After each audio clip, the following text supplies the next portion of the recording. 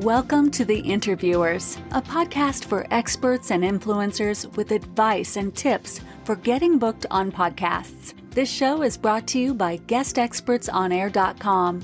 Here's your host, Joseph Schinwald.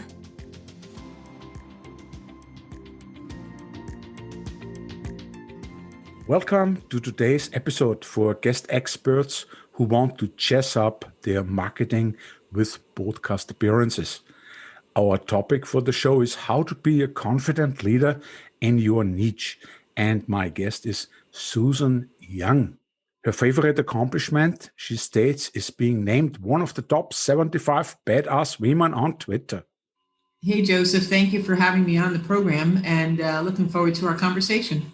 That's wonderful to have you because you are a real expert for this kind of show, which is for guest experts who want to be on podcast tours. So let me just speak a little bit about your bio. You started out at the age of 12 on a newspaper route, newspaper route with your bicycle. Then you became a radio news reporter after your graduation and news director in the New Jersey, New York media market. For 10 years, you have interviewed everyone from homeless people to presidents. In 2000, Susan Young opened a media relations and PR consulting firm. And as it states on your website, married over 30 years to the same man. 2 grown kids, lives in San Antonio, Texas. I'm jealous. Beautiful place. I know Austin, so I like that place. You are a visibility strategist and you teach how to score interviews with podcasters and having the confidence to self-promote. So it's an inner game. And you teach professionals how to get more visibility and grow their business and impact. Your awards, next to the one I mentioned already, is you have been honored by Associated Press and the New Jersey Broadcasters Association. And you have been recognized as Entrepreneur of the Year by Chamber of Commerce in New Jersey. So let's move on and say, first question, how can we level up our confidence and communication? Well, Joseph, I think that it's really an inside game. As you said, it's the inner soundtrack that we need to focus on. And many times we're kidding ourselves that we say we're confident, but inside, and you don't have to admit it to anybody, but we hear that negative self-talk and that self-doubt and the imposter syndrome that many people hear, those limiting beliefs on that inner communication, that loop that goes 24/7, that just, you're not good enough, you're not smart enough, you're not attractive enough, you're not educated enough, you come from the wrong family, all the negative things. And so how do you overcome that? Because what I have found, Joseph, over the years, and everything that I teach and that I share and coach is, are things that I have gotten through and been challenged with and kind of stumbled on and figured things out and, and been able to pick myself up and dust myself off. So I really think that one of the only important communication that you'll ever have is the communication you have with yourself. And that's where that inner story comes in. What stories are you telling? Absolutely, yes, absolutely. That are not, that are not helpful to your growth and expansion. Mm-hmm, mm-hmm. Yeah, I'm just myself reading a book right now about this topic, and my next expert is also about this self-talk. I would say, it's very much important for self-confidence because self-esteem and self-confidence, it's your responsibility, right? And if you think about podcast appearances as guest experts, particularly, and remember, we have been talking about this before. Sean Connery said, "What is to the question of what his secret to success is?" He said 3 things: confidence, confidence, confidence. Absolutely. So my next question would be you have been years in the newsroom as a gatekeeper to decide on which people will be interviewed and which people will not be interviewed, and how much confidence. What is confidence here? How would you define it when it comes to being interviewed? Wanting a strategy on podcasts, being interviewed. It's not just that guest experts want to be one time on a podcast. They want to have a strategy, maybe for the half a year, for a year, to sell their products, to get visibility or their services, Yeah, absolutely. And it does come into, what you said. It's your words, the inside talk and that self-talk. Your words create your world. And so when we bring it forward into the question that you just asked about how do you, pitch yourself to podcasters or to reporters in the media, is that you have to absolutely love your story. And if you don't believe in your story or you don't believe in yourself, it comes through in the confidence, the enthusiasm that you have for your story. Because the bottom line here, Joseph, is if you don't love your story, they won't either. And so the words have to, whether it's an email pitch or a phone call, it has, or a Facebook message, it has to be very obvious that you know your stuff and that you're confident, not arrogant or obnoxious or anything like that, but that you know your subject and that you are worthy of being interviewed. And if you don't feel worthy on the inside, like I say, it's an inside job. So if you don't feel worthy on the inside, it's projected to the outside world, whether you believe it or not. So you don't want to be, as I say, a crap magnet. You're just kind of yeah. leaking poison. Yes. And people pick up on this. We can kid ourselves and think they don't, but they do. And so, when you want to position yourself as a leader or an expert in your field, to do a podcast like this one, and I am honored to be here to talk with you today, or to do, a bigger interview with the media or TV, print, radio, whatever it is that you have to feel super confident that you've got a worthy message, and you cannot bring value to the marketplace if you are self-hating all the time. Yeah, this is so important to actually have a message as a guest expert, to believe the message and to define it well. And then, with guest experting on podcast as a strategy, as a marketing strategy, to actually be able to market it and then be it. Yeah, you really have to embody it. And that, like you said, it had to be it. The words and the language and, how you show up in the world and your website, everything needs to be congruent and consistent, your messaging. And, it really does come down to, and I know a lot of people don't want to hear this, but it comes down to the writing. When you're going to, construct and craft an email pitch, it's the words. And you don't have to be Shakespeare. You don't have to be a professional news writer like myself for 35 years. What I do is I coach people and I give them the templates of exactly what to write and how to frame their own story, so that no matter what the angle or the story or the niche or the industry is that this template works. Because one, I use it myself all the time, so I know it works. Two, like you said, I've been on the other side and I've been the gatekeeper. So I know what they're looking for. I know what the mindset of reporters are and podcasters. And, the third thing is that you have to really just believe the message in yourself. So, having a short, concise, simple to understand pitch with a really strong subject line and just a few sentences, maybe a short paragraph, is going to help open up that door and that introduction to a reporter or a podcaster, so that you can become a trusted resource and expert in your field. They're going to nurture that relationship. They're going to get to know you. But if you're just throwing, crap against the wall, as they say, or, spaghetti at the wall and see what sticks, as we call it in the news business, spray and pray, we'll just send this out to 50 people and one of them will bite. That's not the way to do it. It's really, it comes down to, as we know on social media, as we know in person, about building relationships. Yes, and there is also a very important aspect to this. You send out your pitch, but you also have to write a good bio. And on your website, SueYoungMedia.com, and I will have all those links, of course, later on in the show notes. It is that you have actually some good tips, very good tips, 4 versions of your bio that pop. Would you tell us a little bit more about how you are thinking about and how you would suggest for guest experts to write their bio the best way?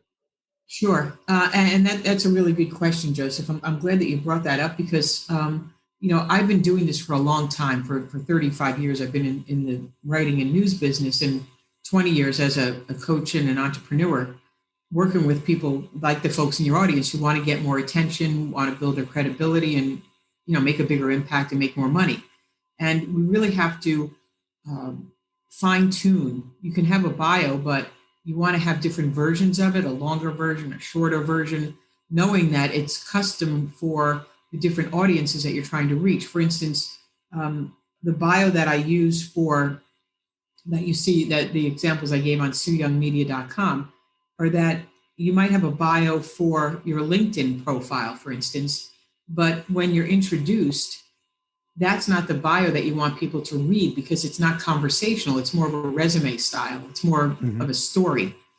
So you want to have a different conversational summary for your introduction versus your bio. And then if you write, for instance, a bylined article where you're the guest expert in a newsletter or a magazine, and at the end they have a bio box, which could be one sentence with a live link to your website, or it could be 3 sentences or even a longer paragraph.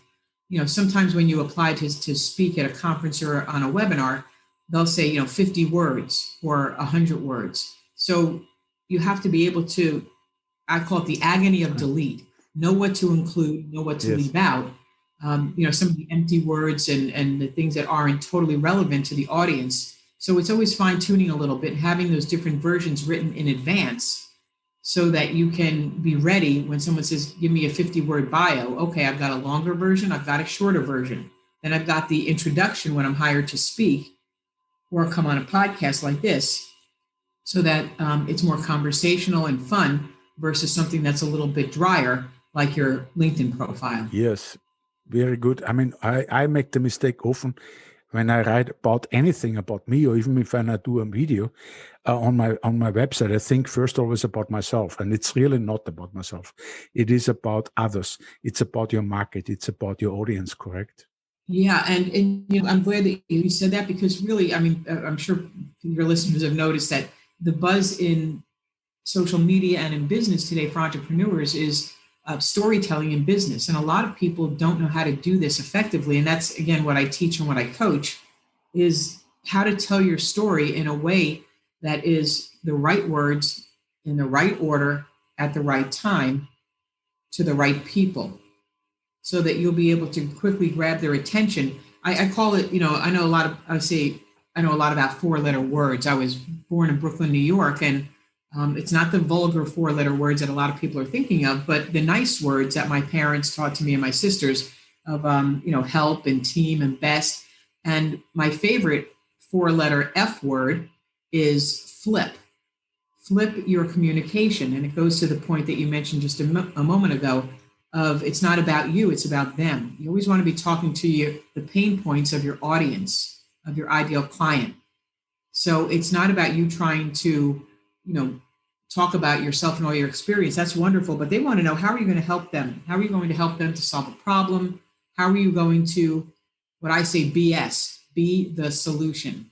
They have a pain, and you have the magic pill, the Band-Aid that's going to make that pain or that boo-boo go away so that they can sleep easier at night. So when you flip your communication, not about you, but you focus on what pain points and what solutions your audience needs, and you as the expert, the leader in your field, you know how to solve that problem, you're going to help them. Yeah, that is incredibly valuable to the audience. And you have on your website, sueyoungmedia.com, a blog post, which I will put in the, it's already there when you listen to it, how to easily write 4 versions of your bio that pop. It's a blog post. All of your blog posts are just really interesting and very relevant to my audience. And, I think it's really just about being conversational. We learn in college and in corporate business, especially, the stuffy, the mission statements and the business plan and all the words. And, I just encourage people to forget about what I call jargon, adjectives, and rhetoric. Nobody cares about the mission statement or the business plan or, all the paradigm and all these stuffy words. It's like, talk to me like a person. Would you communicate if we were just having coffee at Starbucks or, sitting on a Zoom call like this, like a friendly conversation? What is that about? So I think it's just best to be yourself and be natural. Of course, be professional, But I think we can get rid of some of the stuffy business things, weave storytelling in there into these conversations. And whether you're writing a blog post or doing a video or doing an interview, and just let people see a real person. We can't hide behind a cold keyboard forever.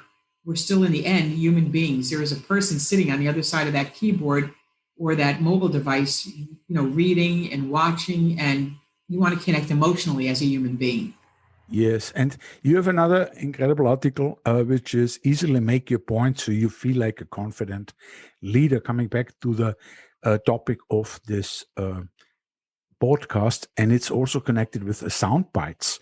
I felt this is something I have to definitely ask you. So, how can you level up level, improve your confidence and communication with sound bites?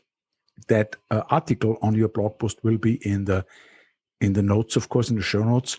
But I'm super interested in what you will say about sound bites. Sure, and that really goes back to my days in radio, where everything was a soundbite because everything is brief, and I just ran around with, and this is I'm dating myself here, Joseph, but in the late 1980s and 90s, running around with a tape recorder long before social media, and so we would go interview people, elected officials and residents, and whatever the news of the day was, and we would just put the microphone in. All I did was I got paid to ask questions. I never had to have any answers. It was a wonderful job if you think about it. And then I would go back to the radio station, to the newsroom, and write my story, and then put in a soundbite from somebody. So I might write a story that said, 3 people were killed in Morristown, New Jersey, in an apartment, during a morning break-in. Prosecutor Joe Smith said, the bodies were found in the kitchen. And then I would have a soundbite, like an audio clip of the prosecutor saying, there were 2 men and a woman who were found stabbed to death in the kitchen at 4:00 this morning. And then I would say, an investigation is underway, and then go on to the next story. So you want to have something that's tight. That's what sound bites are. There's no extra words. It's just a really strong nugget that you that lands with people, that lands with the audience. So your soundbite is just having, again, like the right words in the right order at the right time, being able to be succinct and clear and on point. And then knowing when to stop, as I just did. You just nail it. You hit it hard, as they say, you punch it. The delivery with vocal vitality, with enthusiasm, with inflection and pacing, all of that, so that your audience and your listener, especially with audio, with podcasting and with broadcasting and radio, all they have is that audio and that the hearing. And so it's what we call theater of the mind. Theater of the mind. Yep. Yeah. I think there is incredible content on this podcast for guest experts. You teach on your website how to score interviews with podcasters. You teach how to have confidence to self-promote. And obviously, you already addressed all these things in this interview. And then the visibility aspect. A lot of people, I think, are shy, when it comes to visibility on camera, on podcasts. So how do you improve that kind of confidence you need? Because you need, you worked years, maybe writing a book and becoming some coach, influencer, and then you need to market it. You believe your message, you're very strong about it, you defined it, you market it. So the last question I would say is, for me and for my audience, how do you improve it? How do you improve the confidence? What can you do about the confidence? Because you are a certified NLP, neuro-linguistic program expert, and you have advice how to gain more self-confidence and self-promote as guest expert on podcasts. Yeah, the whole point really is that, and that's where the inner conversations take place, is that we really have to reprogram our minds often to tell ourselves that we are valuable, that we have the education, the skills, the talent, the experience, to put ourselves out there. People don't feel comfortable talking about themselves because, especially women, I think growing up, when I did in the 70s and 80s and all, is that, we were told not to brag or to downplay our accomplishments, and we don't celebrate those enough. And there's plenty of men that also, don't have that self-confidence.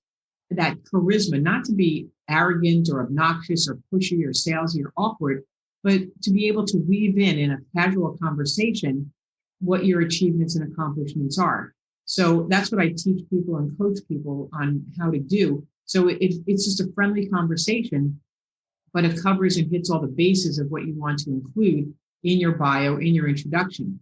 And, having that confidence to self-promote, nobody's going to do it for you. You have to exactly. be It's able your responsibility. to overcome.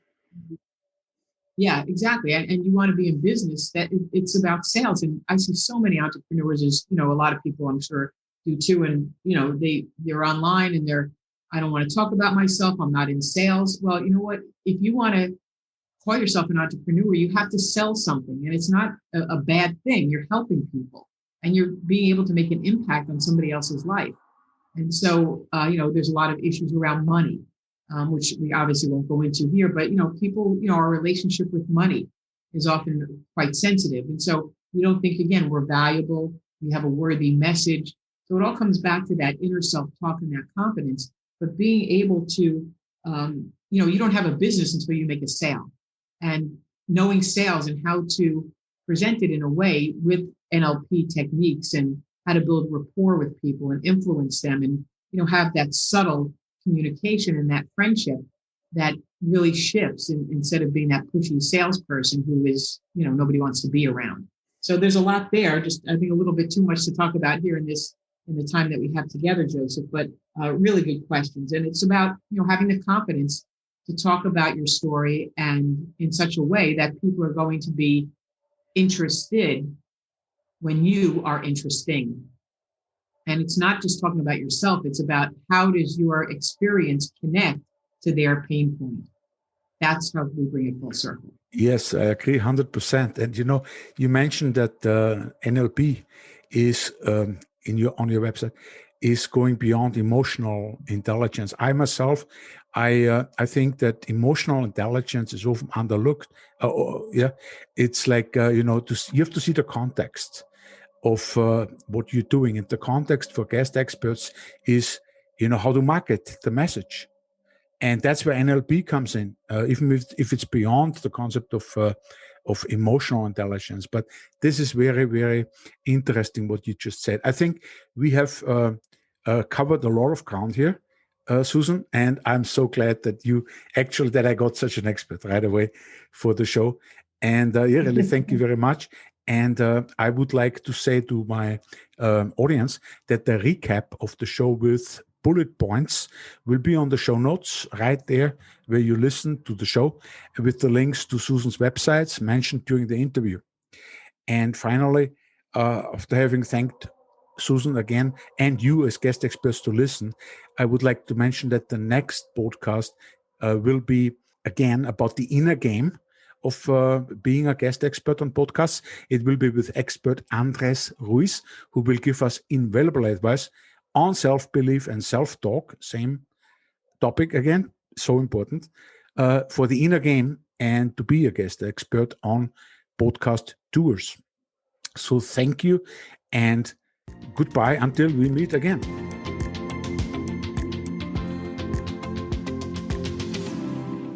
Thank you for tuning in to another episode of The Interviewers, brought to you by GuestExpertsOnAir.com.